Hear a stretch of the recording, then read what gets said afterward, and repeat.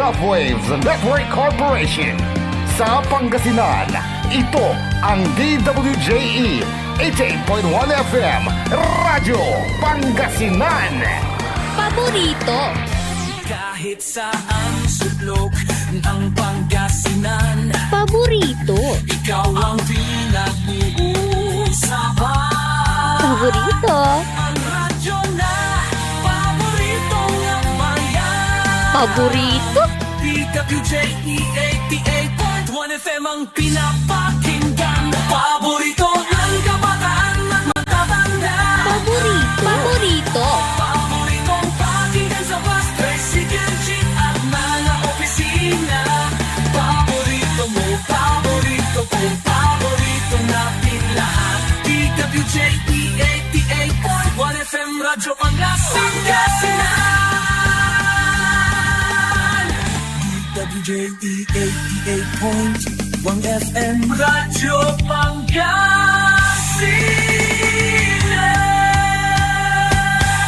Paborito. Ang susunod na programa ay rated GP. GP? Ano yun? Garantisadong pampaborito!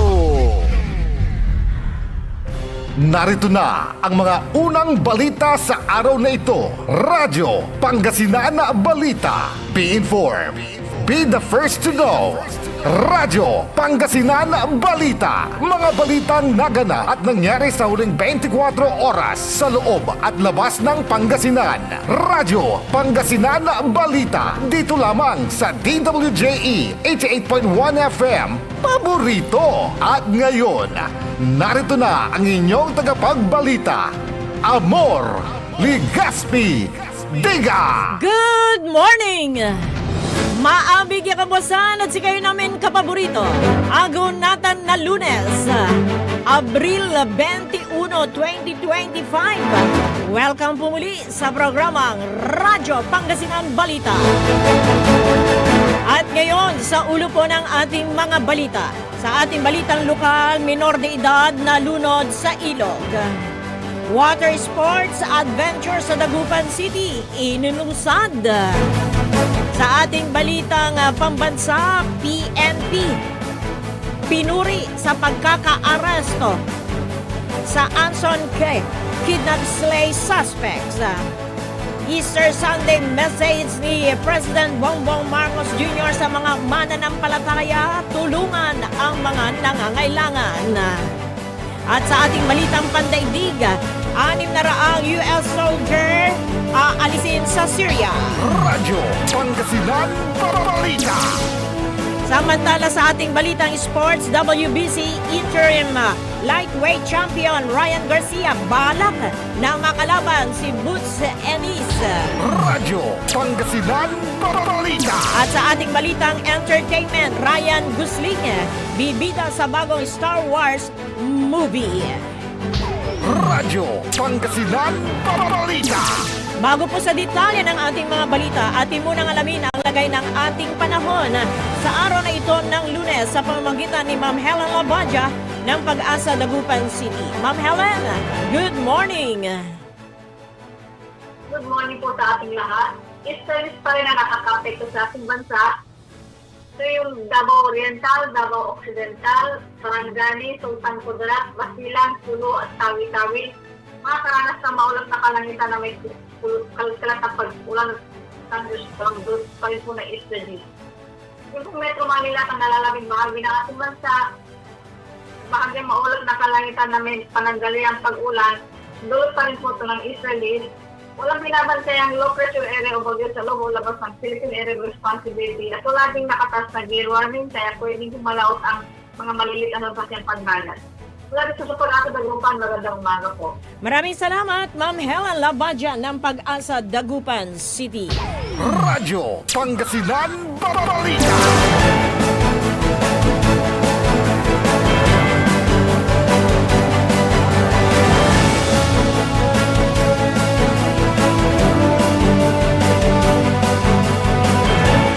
minuto makalipas ang alas 7 ng umaga at ngayon sa detalye po ng ating mga balita. Sa ating balitang lokal, nauwi sa trahedya ang masayang banding sana ng 4 na magkakaibigan matapos na malunod ang isa sa kasama habang naliligo sa Maplus River, Barangay Bayawas, Aguilar, Pangasinan noong Biyernes Santo. Ang biktima ay isang 17 anyos residente ng Bayambang, Pangasinan. Sa nakuang impormasyon kay Ginoong Nelson Duque, staff ng Aguilar MDRRMO, banda alas 2 ng hapon nang maganap ang trahedya kung saan ang akala ng mga kaibigan ay nagpo-floating lamang ito sa ilog. Subalit ito ay lumitaw sa pagkalunod. Napunta umano ang biktima sa malalim na lugar ng ilog na naging dahilan ng pagkalunod. Nadala pa ito sa pagamutan, subalit idineklarang dead on arrival. Napag-alaman na malayo ang biktima at ng mga kasama nitong kaibigan sa lugar kung saan may nakatalagang lifesaver ng MDRRMO sa lugar. Sa pangyayari ito, muling isinara ang Maplus River sa mga gustong maligo sa lugar. At ito ay bantay sarado ngayon ng MDRRMO. Radyo Pangasinan Balita. Samantala, formal nang inilunsad kahapon ang Aqua Experience Dagupan sa Tondaligan Park, Bunuan bilang bahagi ng layuning palaguin ang turismo at pasiglahin ang kasiyahan ngayong tag-init sa lungsod. Pinangunahan ni Mayor Belen Fernandez at Vice Mayor Brian Cua ang formal na pagbubukas ng programa na layong mahikayat ng mas maraming turista sa Bunuan Blue Beach, hindi lamang tuwing summer kundi sa buong taon. Kabilang sa mga bagong iniaalok na aktibidad sa Bunuan Blue Beach ay ang jet ski ride, banana boat ride, UFO boat ride at hurricane boat ride, mga water sports activity para sa mga bisita at mga lokal na residente.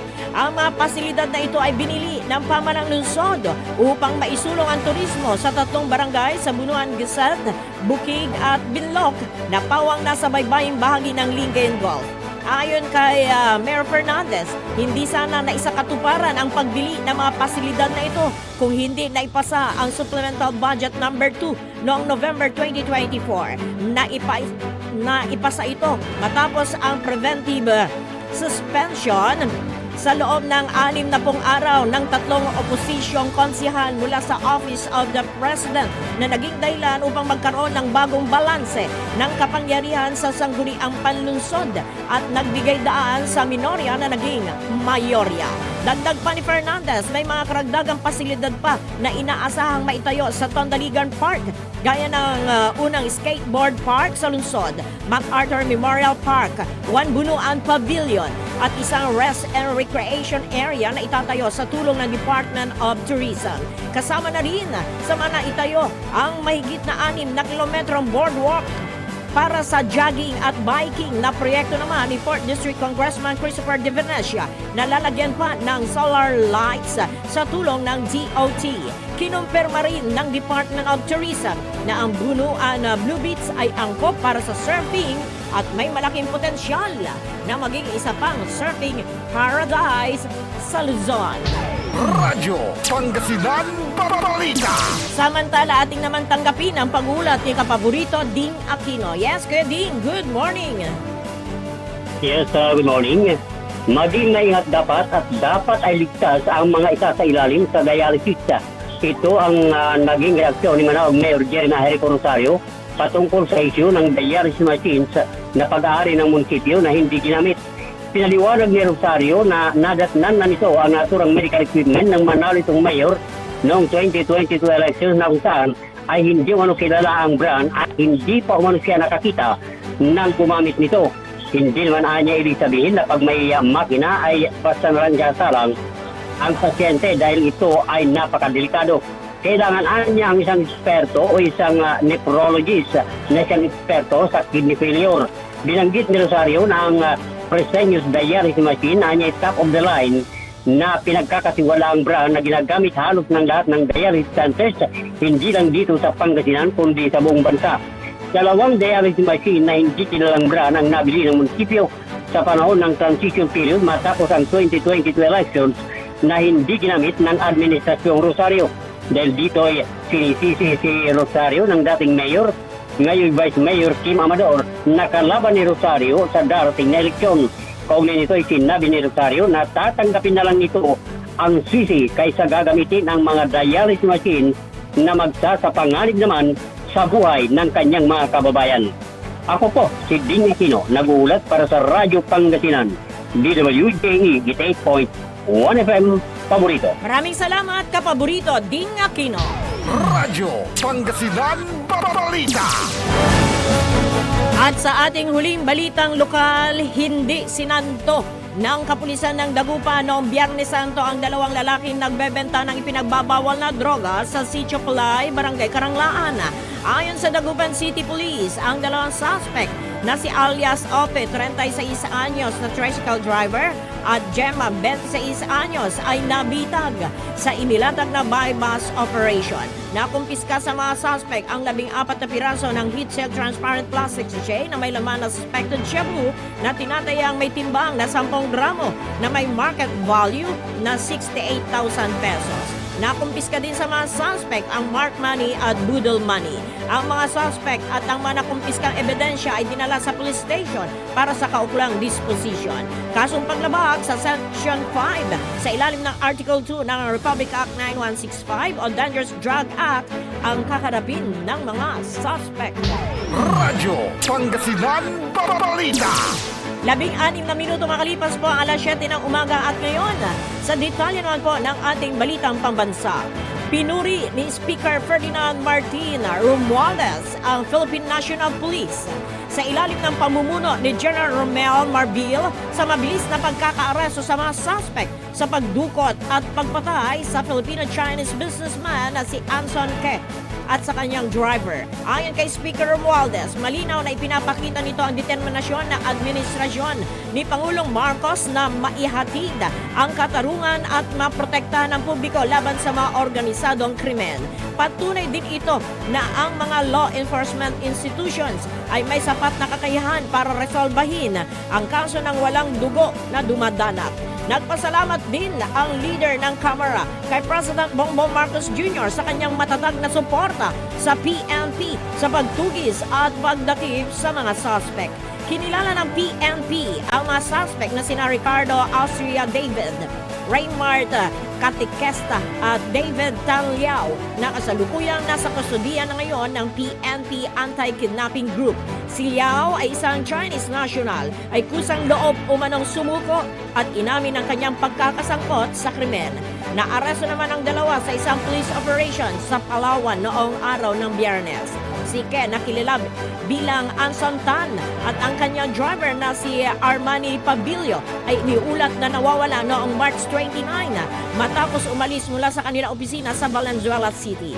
Isang ransom demand na nagkakalaga ng $20 million ang ipinadala sa pamilya nito sa pamamagitan ng wet shot kinabukasan.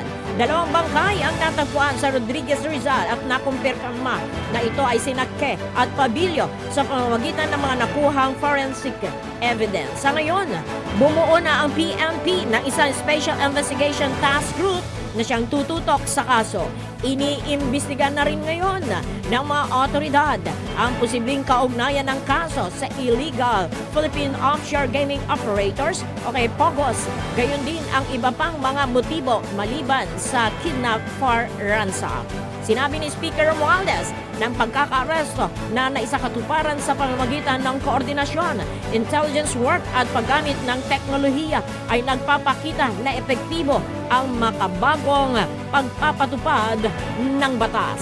Radyo Pangasinan Balita. Samantala, nakiisa si Pangulong Ferdinand Bongbong Marcos Jr. sa buong mundo sa pagdiriwang ng Pasko ng Pagkabuhay ni Jesucristo. Sa kanyang mensahe, ipinaalala ng Pangulo sa mga Pilipino na ang Pasko ng Pagkabuhay ay hindi lamang panahon para sa pagdiriwang, kundi isang panawagan sa pagkilos upang makabagon sa kahirapan. Nagpakita ng pakikiramay magpakita ng pakikiramay at bumuo ng mas makatarungan at mapagmalasakit na bansa. Hinihimok niya ang lahat na gawing aksyon, ang pananampalataya at tumulong na lumikha ng bagong Pilipinas kung saan walang maiiwan. Nanawagan din ang presidente na isalin na ang kanyang pananampalataya sa konkretong pagkilos gamit ang okasyon ng Linggo ng Pagkabuhay upang bigyang diin ang pangailangan ng mapakikiramay, pagkakaisa at inklusibong pamamahala sa pagharap sa mga hamon ng bansa. Ayon sa punong ehekutibo na ang pagkabuhay muli ni Hesukristo ay hindi lamang isang simbolo ng pag-asa, kundi isang utos na iangat ang buhay ng iba, lalo na ang mga nabaon sa utang, sa gutom at sa katahimikan. Radyo Pangasinan Balita. Nakapagtala naman ang Philippine National Police ng 30 insidente ng pagkalunod, banggaan na masasakyan at iba pang mga sakuna sa gitna ng paggunita ng Semana Santa sa bansa. Ayon sa PNP, hanggang nitong Sabado de Gloria, Abril 19, sa 18 kaso ng pagkalunod na naitala, 15 ang nasawi, 2 nasugatan at 1 ang naiulat na nakaligtas. Kabilang sa mga biktima, ang 9 na matatanda at 9 na menor de edad. 2 bangga naman na masasakyan ang na-report sa Metro Manila at Cagayan Valley. 3 sunog din sa Metro Manila, Eastern Visayas at Zamboanga Peninsula at 1 pang kaso ng panununog ang naiulat sa Negros Island. Sa kabila ng mga insidente, naging mapayapa sa pangkalatan ang paggunita ng Semana Santa ayon sa Philippine National Police. Muli namang nagpaalala ang PNP para sa iba yung pag-iingat sa gitna ng dumaraming kaso ng pagkalunod ngayong tag-init. Radyo Pangasinan Balita. 21 minuto makalipas ang alas 7 ng umaga at sa karagdagan pa po ng ating balitang pambansa, umaabot sa 31% ng mga Pinoy ang nagsabing gumanda umano ang kanilang buhay sa nakalipas na 12 buwan, habang 30% naman ang nagsabing lumubha ang kanilang buhay sa nakalipas na 12 buwan. Batay sa latest SWS survey na ginawa mula noong March 15 to 20, nasa 38% naman ang nagsabing hindi nagbago ang kanilang pamumuhay. Ang survey ay nagpapakita ng net gainers score na +1 na ayon sa SWS ay mataas kahit na bumaba ng 5 points mula sa score na +6 noong February ang net gainers score +1 hanggang +9 ay kinukonsiderang high ng SWS. Ang mga respondents ay tinanong kung ikukumpara ang uri ng kanilang kasulukuyang pamumuhay sa nakarang 12 buwan. Masasabi ba ninyo na ang uri ng inyong pamumuhay ay nagbago? Ang non-commission survey naman ay ginawa ng face-to-face sa 1,800 registered voters na may edad 18 pataas. 300 sa Metro Manila, 900 sa Balance Luzon, 300 naman sa Visayas at 300 naman sa Mindanao. Radyo Pangasinan Balita.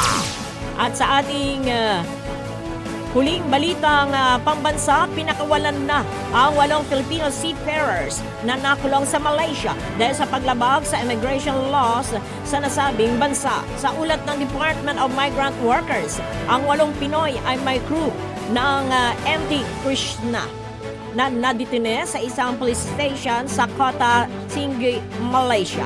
Kaagad na inisikaso ng DMW at ng Migrant Workers Office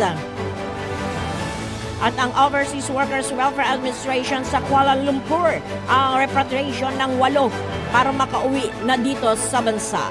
Bukod dito, nakipag-ugnayan din ang DMW sa pamilya ng mga tripulanteng Pinoy para ipaalam na ligtas ang kanilang mga mahal sa buhay. Kasama ng 8 Pinoy seafarers ang 12 Indian crew members na hinuli ng Royal Malaysian Police sa Kota Tinggi Police District Headquarters sa May Sohor, Malaysia noong Abril 11 dahil sa kawalan ng pasaporte at mga kaukulang dokumento. Matapos na malaman ang pag-aresto, kaagad na nakipag-ugnayan umano ang MWO at ng OWA sa Kota Tinggi Police para matiyak na maayos at ligtas ang seafarers. Habang nakipag-ugnayan din sila sa mga licensed manning agency at principal para sa kanilang kooperasyon habang ginagawa ang police investigation. Nakako naman anya ang LMA ng 8 Pinoy seafarers na ibibigay ang mga sweldo at benepisyo sa kanilang mga pamilya. Radyo Pangasinan Balita. 24 na minuto malipas sa alas 7 na umaga at ngayon sa detalye naman po ng ating balitang pandaigdig. Nagdeklara si Russian President Vladimir Putin ng unilateral Easter ceasefire sa Ukraine. Sinabi ni Pangulong Volodymyr Zelensky na inurong ng Ukrainian Air Defense Unit ang pag-atake ng mga Russian drones nitong Sabado na pagpapakita niya ng tunay na saloobin ng bansa sa Pasko ng pagkabuhay at sa buhay ng mga tao. Sa isang pagpupulong sa Kremlin, kasama ang Russian Chief of General Staff na si Valery Gerasimov, sinabi ni Putin na ang tigil putukan ay magsisimula daw alas 6 ng gabi oras sa Moscow at magtatapos hanggang alas 12 ng madaling araw nitong linggo. Ang tigil putukan ayon kay Putin ay bilang humanitarian consideration sa Ukraine ngayong linggo ng pagkabuhay. Pansamantalang pinahinto ni Putin ang lahat ng military activities. Inaasahan ni Putin na makikibahagi rin ang kabilang sa inisyatibang ito at sinasabing ang magiging tagumpay o kabiguan ng tigil putukan ay magpapakita ng kahandaan at kakayahan ng Ukraine na hanapin ang mapayapang solusyon sa sigalot. Radyo Pangasinan Balita. Mag-uuwi naman ang Estados Unidos ng humigit kumulang na 600 na sundalong Amerikano mula sa Syria ayon sa isang opisyal ng bansa noong Webes. Dahil dito, bababa sa wala pang 1,000 ang bilang ng mga natitirang tropang Amerikano sa Syria. May dalawang pangunahing papel ang tropang Amerikano sa Syria. Unay ang paglaban sa mga militante ng Islamic State at ang ikalawa ay ang pagpigil sa napipintong gera sa pagitan ng mga pwersang Kurdish at Turkey. Itinuturing kasi ng Turkey na kaalyado ng mga terorista ang ilang grupo ng Kurdish. Sinubukan noon ni US President Donald Trump na iurong ang lahat ng sundalo mula sa Syria sa kanyang unang termino. Ngunit hinarang ito ng Pentagon at ilang matataas na opisyal dahil sa pangambang mabigo ang US sa mga kaalyado nito. Ang hakbang ay nauwi rin sa pagbibitiyo ni dating Defense Secretary Jim Mattis. Umabot sa higit na 2,000 ang tropang sundalong Amerikano na ipinadala noon sa Syria matapos ang tensyon noong 2023 dahil sa pag-atake ng mga grupong sinusuportahan ng Iran laban sa mga tropang Amerikano sa riyon. Noong Enero 2024, 3 sundalo ng US ang napatay sa isang drone strike ng grupong may ugnayan sa Iran at Jordan. Bagamat tumakas si Syrian President Bashar Assad noong December 2024 ay may mga mamamayang nagsimula ng bumalik sa kanilang tahanan. Nananatiling delikado ang sitwasyon sa Syria. Patuloy ang mga opensiba ng Israel at may mga ulat ng muling pagbubuo ng Islamic State. Radyo Pangasinan Balita.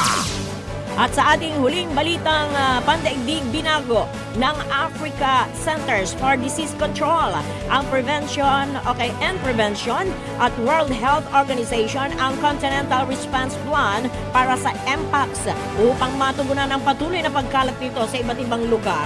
Ang mga MPOX ay isang viral disease na naipapasa sa tao sa pamamagitan ng malapitang pakikisalamuha at nagdudulot ito ng masakit at nakakapinsalang mga sugat.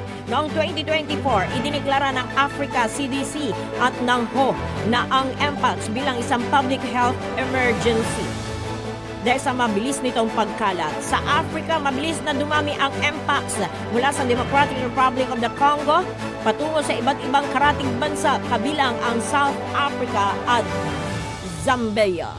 Radyo Pangasinan Balita. At ngayon sa ating balitang sports, target ni Ryan Garcia, ang WBC Interim Lightweight Champ na labanan si IBF welterweight champion na si Jeron Boots Ennis matapos talunin ni Ennis si Emantas Istanoes noong Abril 12 ng taong kasalukuyan.